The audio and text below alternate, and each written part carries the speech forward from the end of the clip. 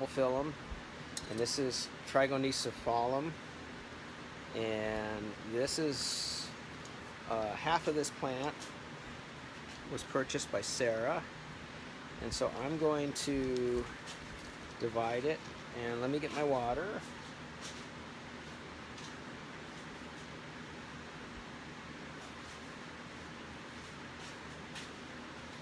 So I want to shoot the plant with water to start with, kind of get the roots loose. And you can do it different settings, kind of accomplish different things. This center setting kind of blasts debris away. If you just want to get it wet, you put it on shower. Jet is probably too strong to use. And so now I have this guy wet. And what I like to do, in a case like this where it's grown out of the pot, and I know I saw on Maui Orchid Whispering somebody was having issues with their Bulbophyllum, and 9 times out of 10 any issues with these is going to be rotting media. It's not that these things can't take water, they can, and so you definitely want to keep the water on these guys, but the media will decompose after a while, and that's, I think, what was going on with that one, and that's what's going on with this one. So the media in the pot in here is decomposing, and the Bulbophyllum saying, heck with that, I'm going over here, because I got nice air over here, and I got this plastic I can grab onto. But it's not, and there's nothing wrong with that. It probably would grow perfectly fine this way, but it doesn't meet the human aesthetic standards of being in a pot. So, and you still want to get rid of the media anyways, because it's decomposing. So I always work from the back of the plant, so I'm not even getting anywhere near those new leads at this point. In fact, I want to cut off anything that distracts me, like a label like that. Just get it out of your way.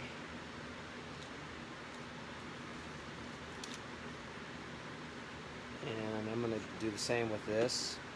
You don't want to lose that, because that tells you your name, but now it's not in my way, not in my line of sight, because you actually have to be kind of careful. I'm going to even take it one step further. I'm going to take the wire off, because the wire is so close to that new lead. I don't know if you can see it, but that new lead and the wire are so close to each other that I think it's going to be safer to just take the wire off.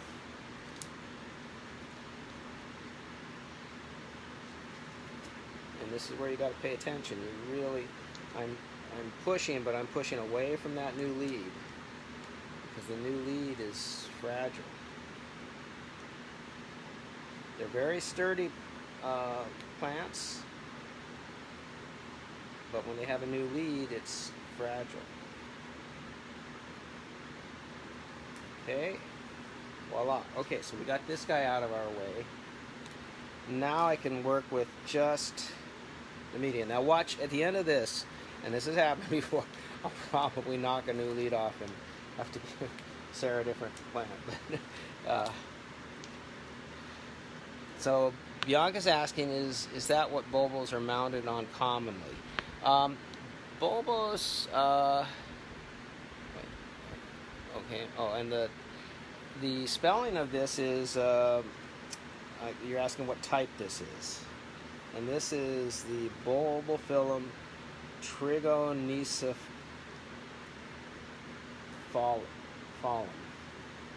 And let me get you, I smudged up the name. Trigo, Trigo, Nosepalum. Trigonocephalum. And yeah, look that up, and you'll see it's pretty cool. And going back to the question of what are they normally potted in, I like them in 3 different ways. I like them mounted on cork and hapu. I like them in a net basket with bark, but the bark will decompose, and in a net basket in sphagnum. So here's one. And this is how they come in the little Bulbophyllum, the beginner's package. And so anybody contemplating Bulbophyllums, this is a good way to start. They're not they don't have any bad fragrance. These types, they're easy to grow, and they have beautiful flowers. And it's a good way to get your feet wet if you're thinking about Bulbophyllums and you just haven't figured out where do I start with them. That little Bulbophyllum beginner's package, it's $55 for 5 plants. That's a good way to go. So catch up with some of these. Hey Francis, how are you?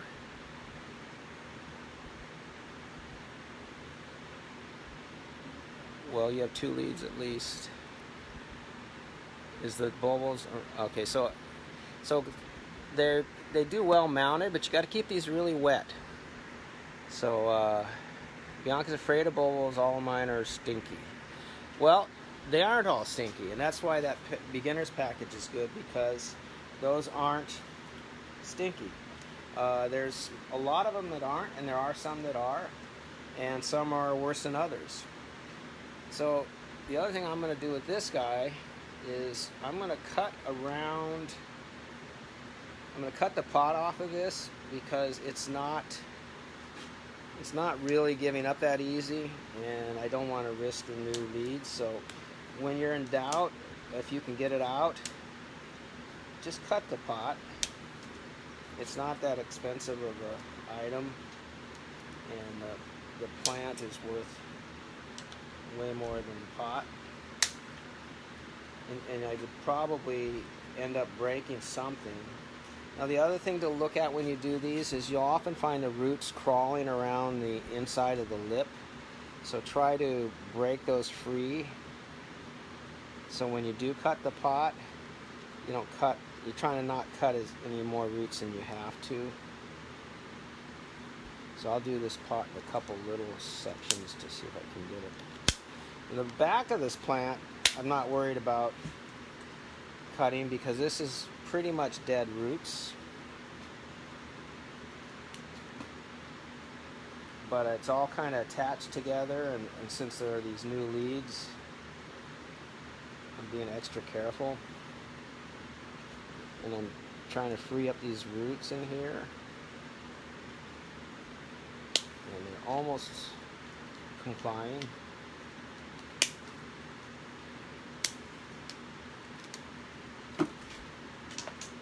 So now I can get the back part of the pot off. Hey Ryan, how you doing? And I'm going to be dealing with a lot of dead stuff. So the media in here, this media was actually it was maiden well, which is almost like a chalk-like media, and it doesn't decompose, so it's not the problem. But the bark that it's mixed with is decomposing now. Now it's great media. It probably lasted 3 years super well, but I waited 6 years, so now it's rotting. And so this is your problem 90% of the time when you have plants starting to fail. If you're watering it correctly and you have correct lighting, it's usually going to be your media. So if you can, and I go from the back of the plant, I'm working my way forward, and I'm breaking loose the media. I'm trying to see if there's comments as I go. Now I'm actually just grabbing the dead media and pulling it out. That was the old dead pseudobulb with a bunch of roots on it. And so you notice I haven't even touched the new part of the plant yet. None of the new leaves, nothing. I'm only working on the back part of the plant, trying to expose it. Now I'm going to give it a shot of water now. See, again, all old. And this is this isn't doing any good. It's just keeping rotting material near the plant. And in this case, the plant's growing fine on the outside, but it didn't have the option to go back into the pot because that media was no good. So I'm going to give it a dose of water. So the question was, what's the correct lighting on these? And these are low light. These are kind of like Phalaenopsis light. I would say in between Phalaenopsis and Oncidium. You don't want to give them too much light. You can acclimate them maybe, but I found they kind of want to be in the bottom 1/3 of my greenhouse canopy. I might have paps and phals down here, bulbos. I don't know if you can see them in here, but they're kind of hanging mid-level. And then shielding above that might be, I don't have Cattleyas in here, but it could be Cattleyas or Oncidiums. And then above that, you'd have the Grammatophyllums or Grammatophyllums and the Vandas as the top protection layer. So these are pretty low light, which makes them easy to grow. The biggest thing is they love water. So all that water can make the media rot quicker. So sphagnum is a good way to go. And I'm pulling out all of this. Now when you cut, you want to sterilize. So I'm going to put this guy down for a sec.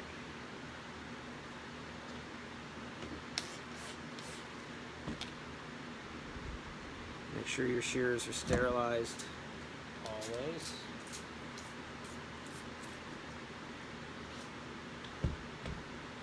And I'm going to cut off some of the old back. There's a back bulb here. I'm going to cut it off. And I'll probably take off some of these roots. In this case, those roots are so fine, they'll cut easier with scissors. I got to find a new source for these. These used to be, hey Bill, how you doing? Allison, how are you? I got to catch up on a couple of comments maybe. Okay. Joe, aloha. And Allison and Bill. Okay, cool. So we're actually dividing a plant. Sarah Wolf came and visited yesterday, so she got a Bulbophyllum. So right now, see where I'm holding this? I still have not touched any of the new leads, and that's my whole goal, is to get through this and not look stupid and break the new lead last minute. But it's hard to do because they're a little tricky. So I'm trying to get I'm just cutting the net pot out because it's not worth trying to save it at the expense of losing the plant. Now I'm gonna cut all these off in a second here, but right now it's giving me something good to grab onto.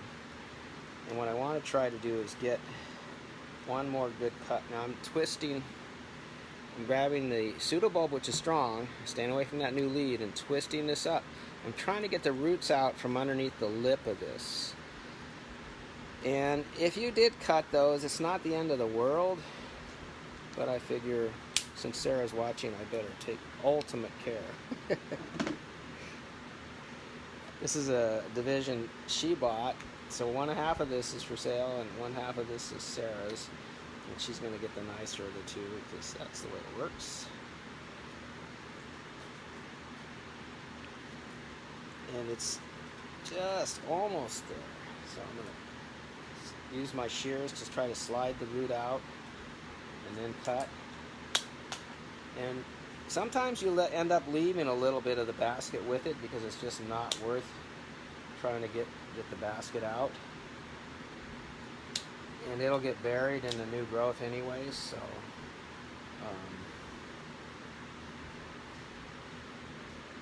okay, so we're getting somewhere now. Now I'm going to start looking at where would I want to divide this, and I kind of push and pull on it a little bit.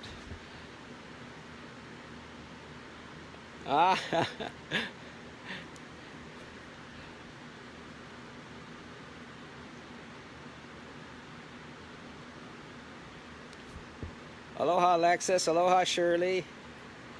Yeah, so I'm looking at where is the natural dividing point. Sometimes you just pull on them and you'll find they'll just pull apart. I think I found where I want this one to be. So I'm going to cut between it.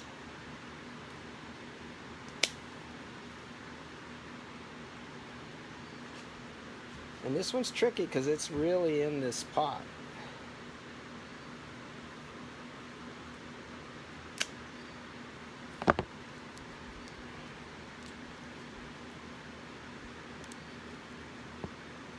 And the bulbs don't go straight. They go in a circular or it's kind of a serpentine pattern.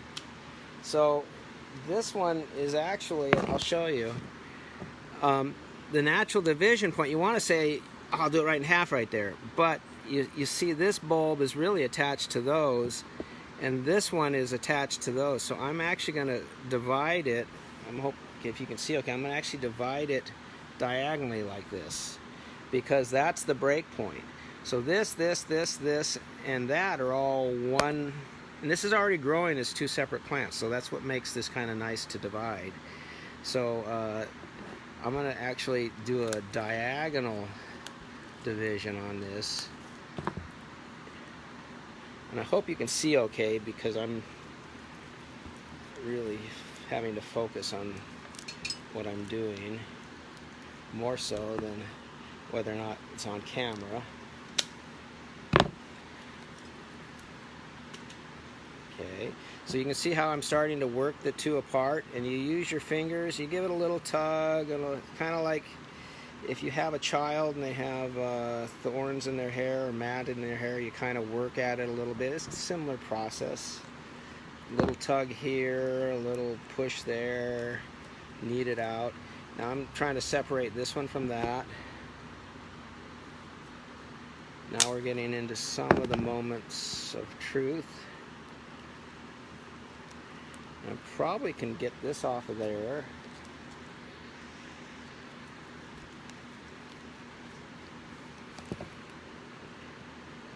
And I think Sarah's will be the one on the left because it has more pseudobulbs.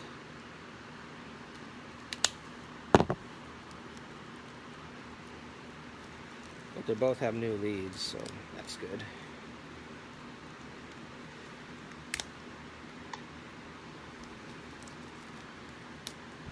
Voila. So it took a little while. Hey Jason, buddy, how you doing? All right. So now you can have either one you want, Sarah. But the other one has a little more. This one has a bigger new lead. Let me wash them off and we can look at it.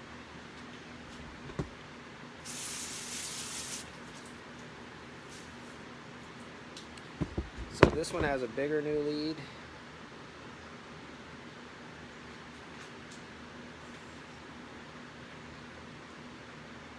Right there. And this one, I still have to get some debris off of it.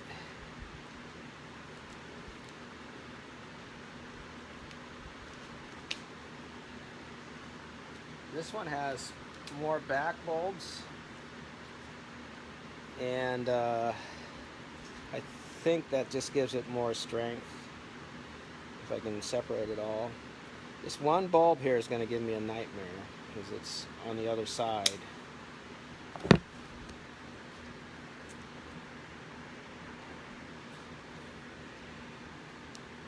Jealous of me too. Beverly, aloha.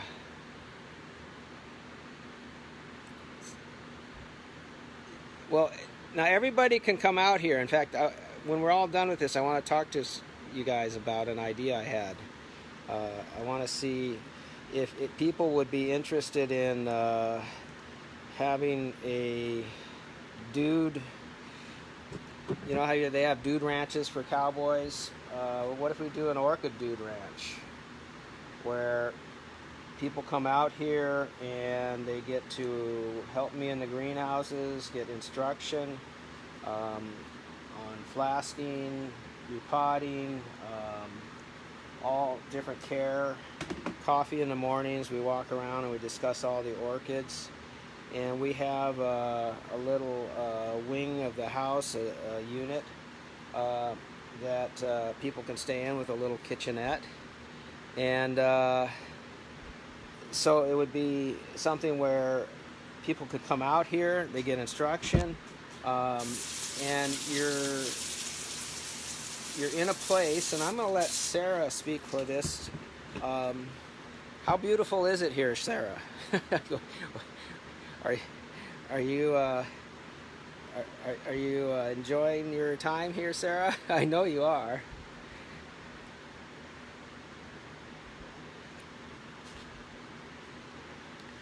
Yeah, so I'm thinking, like, what would be more better to have?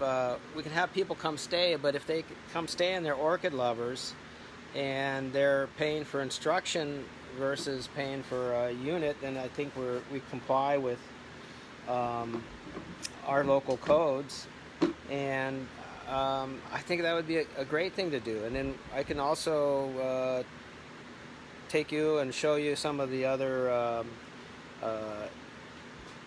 facilities around. In fact, the one I wanted to mention to Sarah while she's still here is she gets a chance to go up to the Hindu temple. And at the Hindu temple, they are hand building it with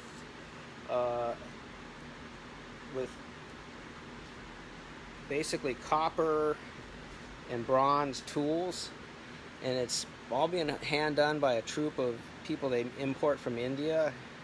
And around there's 40 acres of the most beautiful land in Kauai, and the Swami is a lover of Grammatophyllum, so he has planted mostly our Grammatophyllums all over the property, and you'll see them in a natural state.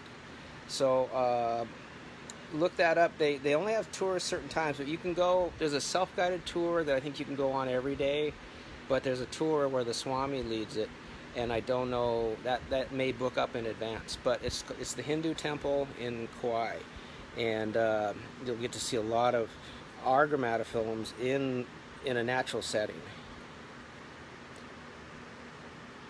So what I think I'll do is I'll kind of, if people are interested in the Dude Ranch, I'll put together pricing for that, and a kind of a schedule of what I think. I don't want, and you want to have free days. I can't imagine anybody coming to Kauai and doing nothing but orchids with Neil. As much as that sounds kind of tempting, no. I think you gotta go see the island. So you might have like an every other day class, something like that, or mornings with me with the coffee and the orchids, and then go do your activities. So it's something I think that would be fun for everybody. And yeah, and if we have time at the end of this, I may actually try to go down and do the live from that unit down there, but I don't know if the reception goes all the way down there. So it could be I can't, but I can post some pictures and videos. And you guys could see there's 2 units, so you guys could actually book 1 unit each, like a family or a couple. And so you would have other orchid nuts to spend time with too, besides just me. So anyways, this is an idea I've had, and I was trying to figure out, well, how can we do this where it's not technically so we'd be paying for the service, but the service would include the board in our place. So I think that would be a good way to do it. Aloha, Cecile. Okay, I'm getting caught up. Mike Solomon, Amber and I are seriously going to have to check that out. Okay, good. Yeah, I think it would be fun. And Sarah, any questions you can ask Sarah, because she's been in it, so she's seen it, and I bounced the idea off of her yesterday, and I think she thought it was a good idea. Yeah, and so she's mentioning Allerton Gardens, which is a world-class, it's a national tropical botanical garden, and they have 2 sections. Allerton, which was built in the 30s with Chase Manhattan money, And there's some really interesting stories about that place. Jackie O stayed there after, or Jackie Kennedy stayed there after John Kennedy was killed, and uh, they were famous for outlandish parties, and so they built these great gardens. And then in the upper part of the gardens, there's McBride Gardens, which has a biodiversity trail. And so we were contracted to put 10 large driftwood pieces, and we got to fill them with orchids and put in fogging systems. So I don't know how much of that they maintain. I heard they didn't maintain it that well, but we had waterfalls in there. But it was really nice. I'll have to post those pictures, because when I first did it, it was so beautiful. I just don't know. They didn't pay for maintenance. I'm trying to scroll while I'm looking at this. So I think, Sarah, this is your best bet here. So let me know. You can have your choice of either of the two.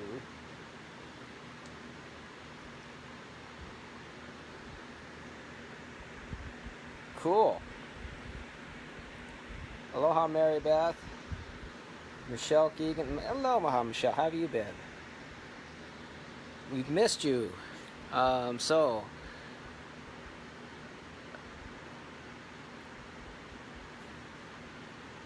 cool. Well, Ryan's busy working.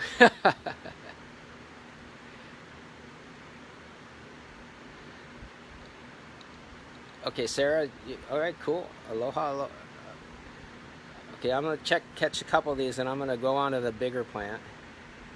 I'll be on Maui at the end of the month. Was thinking of flying over for a day. Yes, Cecile, you would love it. And yeah,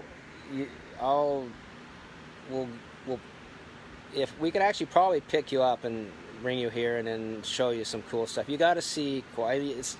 You really ideally want a week, but a day is better than nothing.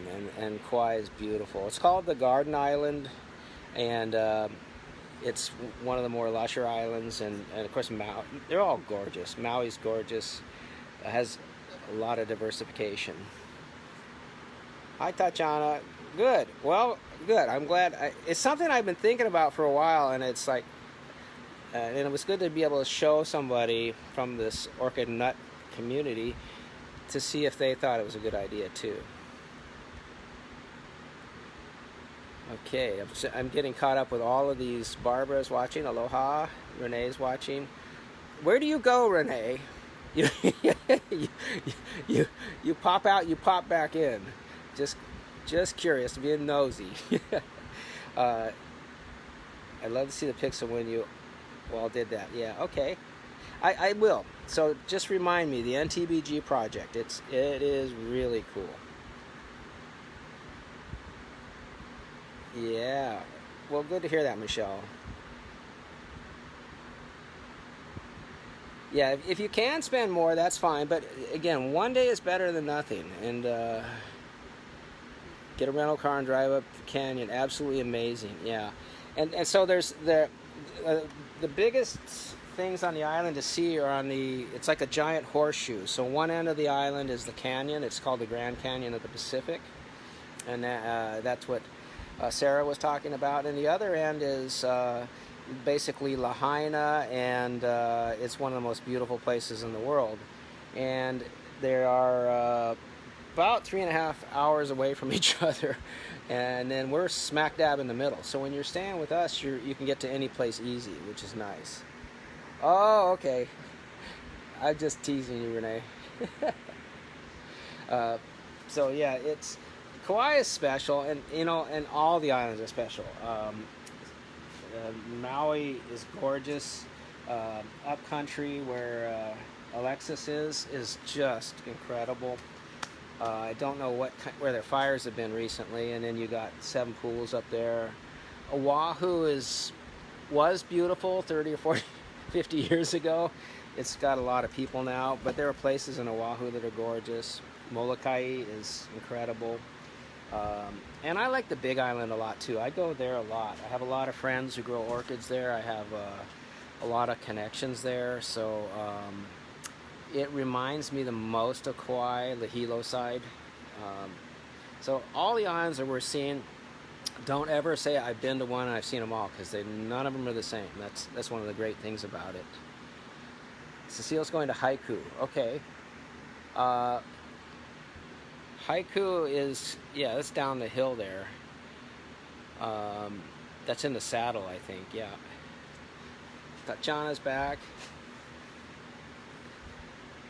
Well, I think Alexis is bottom of upcountry. I think if she's still watching, she can tell. But I think Haiku is probably 45 minutes from where Alexis is, I'm guessing. Aloha, Christopher. Oh, good. Yes, the chocolate orchids are so nice, and they bloom and bloom and bloom. Are you close to where they are protesting? You know, all the different local people are protesting, and I'm not going to politically even say anything. I don't understand the whole process, so I don't know. I can't say whether I'm in agreement or not, but there is definitely an uproar going on, and I like science, and so I do see the needs for telescopes and those kind of things. So, but I don't know if it's something that's, I just don't know. So it might be that it's sacred ground or something, and they have valid points. So I'm not going to comment on that. But other than they are protesting on all the islands, as far as I know. But probably more so on Maui for sure.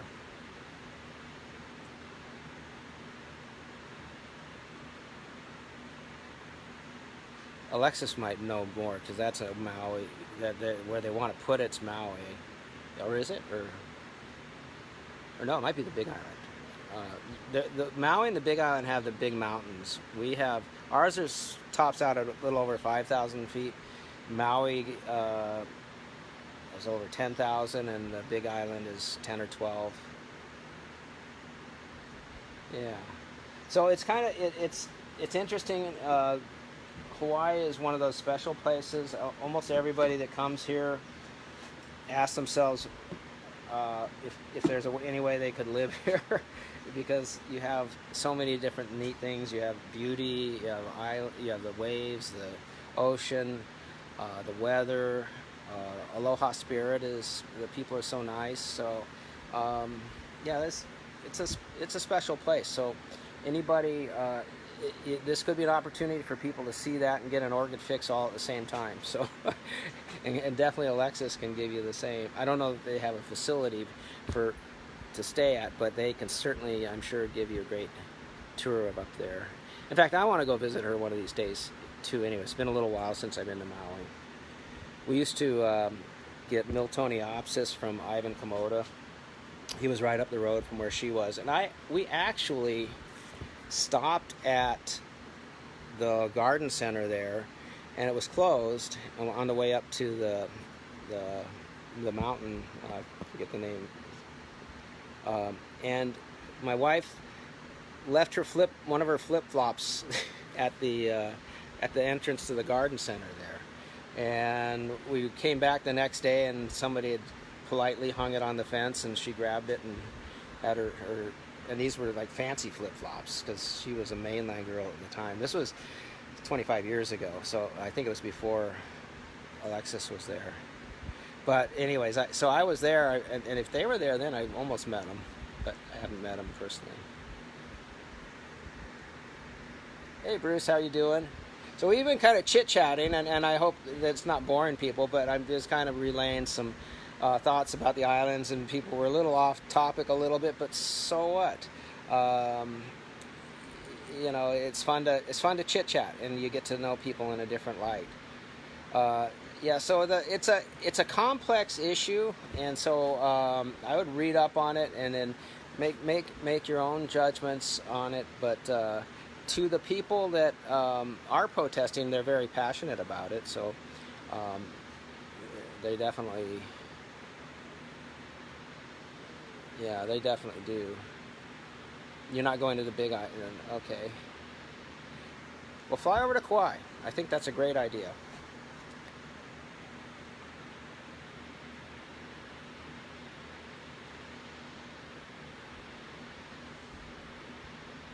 Hey Jennifer, how are you?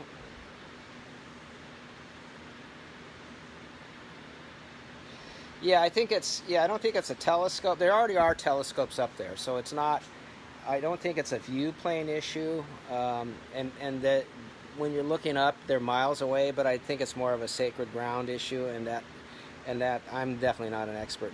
And um, it's best to leave the Hawaiian issues to true Hawaiians because they they have their own insight on it, and so those are usually things to not discuss with other people because they, you know, you look at, oops, now I did it. you you look at those kind of issues, and our eyes are different than theirs. They grew up here. Their heritage is here, so they look at it through that perspective, where we don't have that same perspective. So I don't like to make judgments on any of that kind of stuff. I don't know. Yeah. James. Yeah. Shirley. Yeah, you should come. Everybody should come. So that this idea of a orchid dude ranch, this might be the way to do it. Yeah, and we found our people, and I even I did a little Facebook seminar, and I was one of the panelists on Kauai, and so I was kind of representing people who are expanding their businesses through live video, and I told the people, I said, you know, it's really been great. I found my people. Well, I looked later in their literature, and that's why I couldn't see why the Facebook guys were all clapping and so, you know, happy. Well, that's one of their taglines: find your people.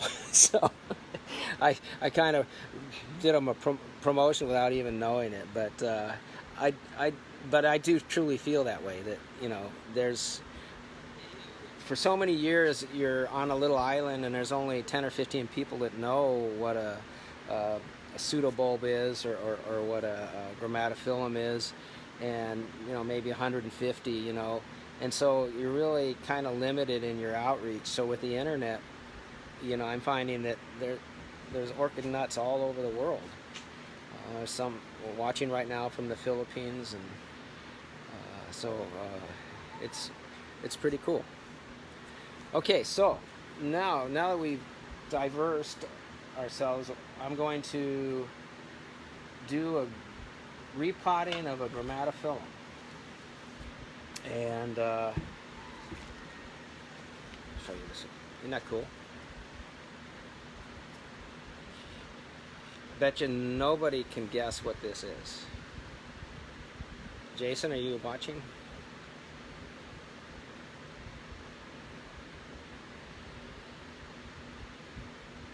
Any guesses? Oh God, I got a bunch of comments. Okay, so Mauna Kea, that was it. Yeah, yeah. And I'm pretty bad with the names. Yeah, that is a nice vanda. Thank you. Yeah, it is good to chit chat. You know, it's not all orchids. It just usually is orchids. All right, Michelle, I love it. Okay. Okay, no, this is actually not an orchid. And this is, I'll tell you in a minute here, grapes. That's good.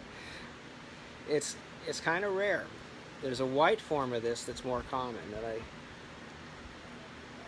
I don't want to go run out and grab it, but it's called a pearl anthurium.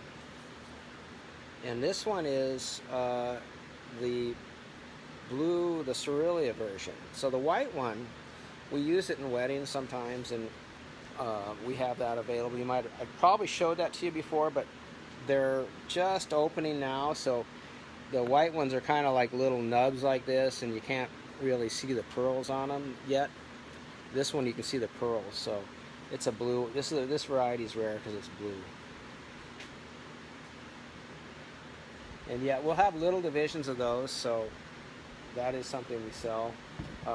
Not too many, I can probably get about 5 or 6, and they'll probably be $20 out of those. But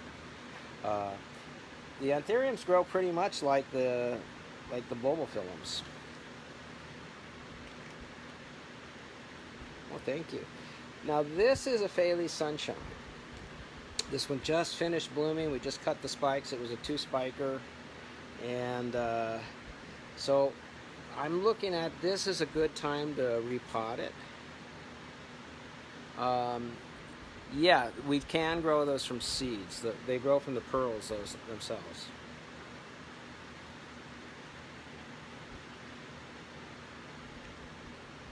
So yeah, if you get a plant, then when it flowers, you can grow the seeds from it.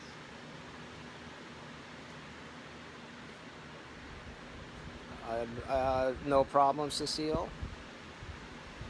Yeah, so now what I'm going to do with this guy is, again, the same thing as with the Bulbophyllum. I have a big new lead here, and I have another new lead on this side, and so that's what I got to be careful of. I've got a big handle right here. This is rock hard, big pseudobulbs, no worries with those. So I'm going to use that for my leverage, and I'm going to try to wiggle this out of here. And I don't know how well it'll work. I can push a little from below, but the fact that it's going through the sides here, so that's why I wanted to do this now. If I waited another 6 months or so, this probably would have just overgrown it, and I'd never get the clay pot out without breaking it. And that's still an option to break it. You got it, Barbara. All right, we got you, Ryan. So, I don't know if you can hear, I'm hearing a couple little crackaroos, and that's all that is the roots that are stuck to the clay pot. I appreciate it, Sarah. I actually thought you weren't even going to be able to tune in, but I loved having you. And yeah, and if you don't mind, just let people know about that the unit, because you were in it and you saw it, and I think they'd respect your opinion on that too. Yeah, so I don't know if you can hear it, but I'm hearing a couple snaps. And again, I'm watching where these new leads are, because that's what I want to not break. And it's coming, slowly but surely. Sorry, Shirley. I'm sure you've heard that joke before, and it was not intentional. Okay, now we got it. So, Bill, this is why I like clay pots. If this was plastic, it would have just pulled out. But you can see these things love it. They're grabbing onto it. They think it's a tree. They think it's a rock that they're growing on. This one has air holes in the side of it, which is good. The other one won't, but I'll show you a trick I'm going to do to get it more air. So, now you see this guy here. And also, this was an old pseudobulb that kind of had rotted out. And you'll see this often. So if you get one that rots, cut it out. But it'll leave a hole in there. That'll eventually get covered up with these roots. And I don't know if you can, how well you can see into this.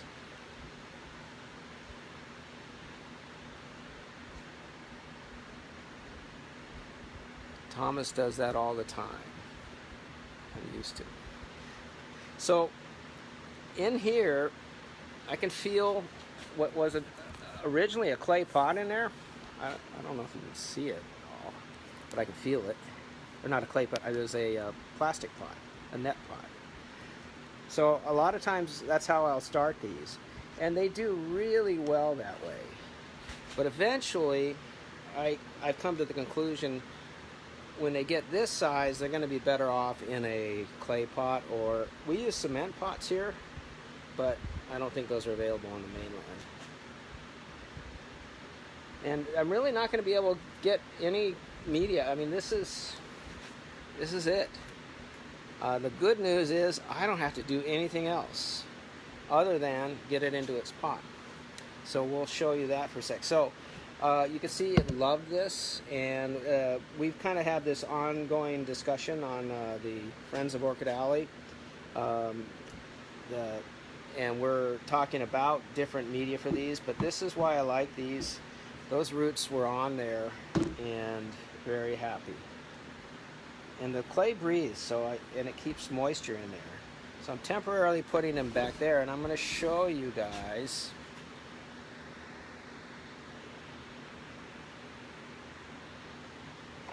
Aloha, Sarah.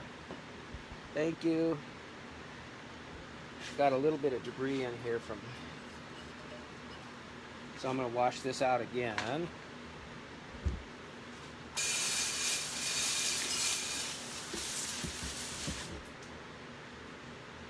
So, clay pot. And the only thing, I wish this had holes, but you can't get them with holes. Anybody ever have a good source for those that would wholesale those? I'd love to know. But I'm going to do a trick. I'm going to...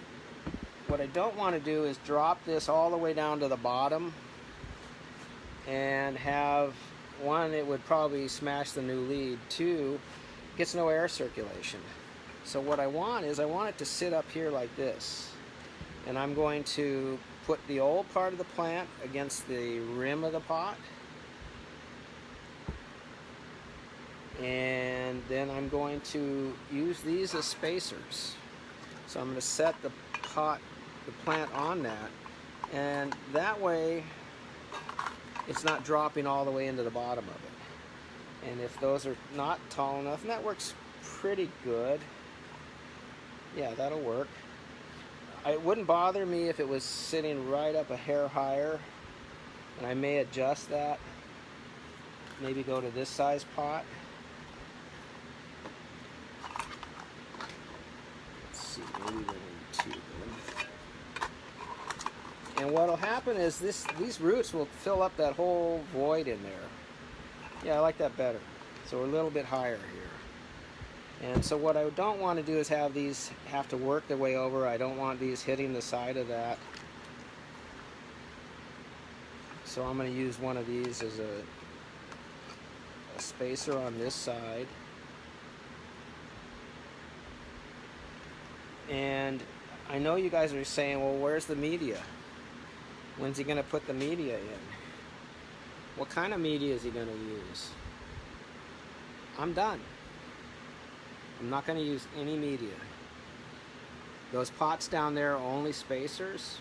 I'm going to let this fill up with air, and the roots are going to grab this and they're going to go all over it. So with my growing conditions here, and the clay pot's holding water, this is actually heavy. I'm holding about 10 pounds here. And when it fills up with water, it's going to probably be 12 or 13 pounds. This thing gets heavy. But it'll grow right into that. So I have space on this side for the new growth. Little space on this side for the second new growth. And it's going to grow into that. If you wanted to put something in there, you could use peanuts or rock. But you don't want to use bark or anything that's going to decompose, because I don't think I'll ever be able to get it out of this next pot. They get that big and they hold on that tight. So I'm looking at it, this is my last chance to get it the way I want it in a pot. I may have to break this next time to get it in if I want to repot it, or often people will just put the clay pot in a bigger clay pot and call it good. So it's that easy, but I'm actually done with this. So this is a Phaley Sunshine, and they do get big, but they're way cool. So I'm going to put this guy down. Well, one of the nice things is you don't have to put a bunch of media in there.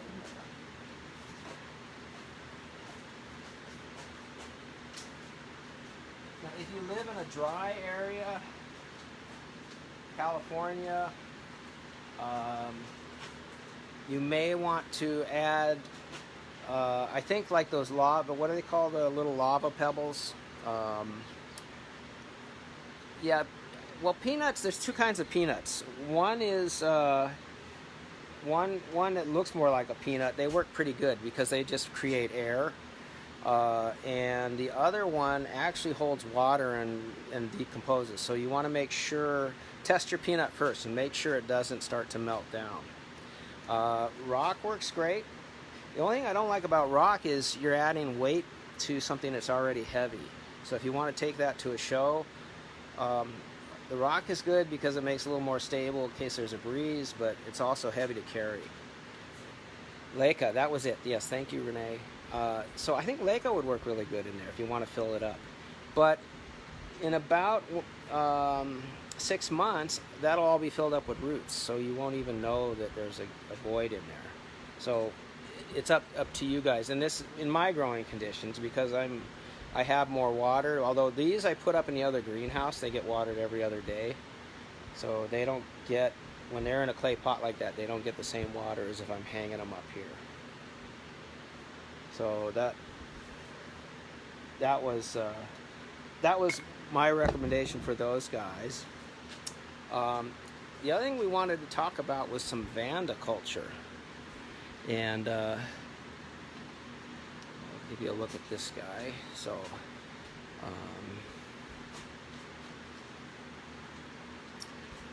these are Vandas. I love my Vandas. And I gotta twist this guy up here. So with these kind of Vandas, now this guy's going to go to a show, and we do sell Vandas. I'll show you some smaller ones here in a minute. We have our show in a week and a half, and I'll probably do a live from there. But as long as this stays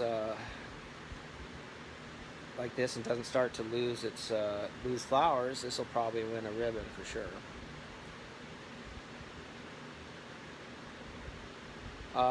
So the question was, use something or not. If you think you need extra water in it, yeah, just use those pebbles. Just make sure, I wouldn't use bark because it will decompose and you'll never get it back out again. So it'll grow great like for 2 years, and then eventually you'll start getting rotten. So yeah, so we're back talking about the Grammatophyllum for a minute. So